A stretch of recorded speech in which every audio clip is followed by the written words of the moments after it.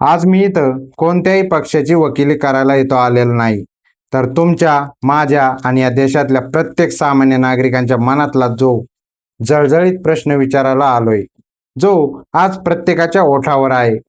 तुम्ही गेल्या काही दिवसात सामान्य जनतेचा आक्रोश बघितला का? रस्त्यावर उतरलेल्या लोकांचा संताप पाहिला का?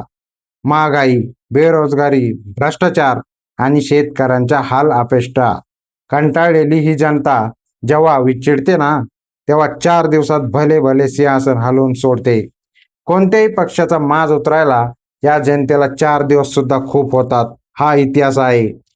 पण मग मूळ प्रश्न येतो तिथेच, जर जनता एवढी नाराज आहे, भ्रष्टाचाराला एवढी कंटाळलेली आहे, तर मग निवडणुकीचा निकाल लागतो तेव्हा अचानक एकच पक्ष एक नंबरला कसा येतो?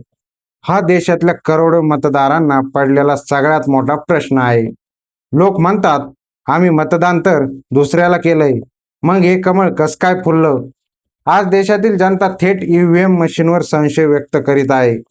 आणि हा संशय काही उगाच नाहीये. जेव्हा सामान्य माणसाचा व्यवस्थेवरचा विश्वास उडतो, तेव्हा लोक पर्याय शोधू लागतात. आज सरकार डिजिटल इंडियाच्या गप्पा मारतंय. तुम्ही जर डिजिटल युगाच्या नावाखाली जुने दिवस मागे टाकत आहात, तर लोकांची एक जुनी मागणी का मान्य करत नाही? देशातील जनता आज ओरडून सांगते, आम्हाला बॅलेट पेपरवरच मतदान पाहिजे. जर जुनी मतदान पद्धत पारदर्शक होती, जिथे लोकांच्या डोळ्यासमोर मत मोजली जायची, तर ती पद्धत परत आणायला सरकारला भीती कसली वाटते? गेल्या काही दिवसात ज्या प्रकारे काही पक्षांनी, नेत्यांनी जनतेच्या मताचा आणि लोकशाहीचा खेळखंडोबा केलाय ना, त्यावरून लोकांनी या कॉक्रोच वृत्तीच्या राजकारण्यांना त्यांची जागा दाखवायला सुरुवात केली आहे. 4 दिवसात जो रेकॉर्ड तुटला, तो दुसरा काही नसून या व्यवस्थेविरुद्ध असलेला जनतेचा प्रचंड संताप आहे. लोकशाहीत जनता हीच राजा असते, हे ते विसरले होते. पण जनतेने दाखवून दिलंय, तुम्ही जनतेला गृहीत धरू शकत नाही.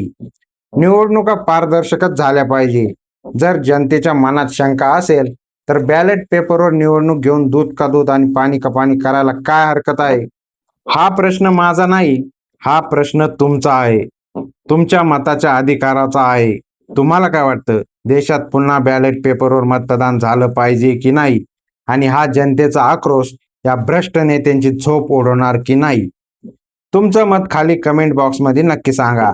हा व्हिडिओ जास्तीत जास्त शेअर करा, जेणेकरून हा जनतेचा आवाज वर बसलेल्या सत्ताधाऱ्यांच्या कानापर्यंत पोहोचला पाहिजे.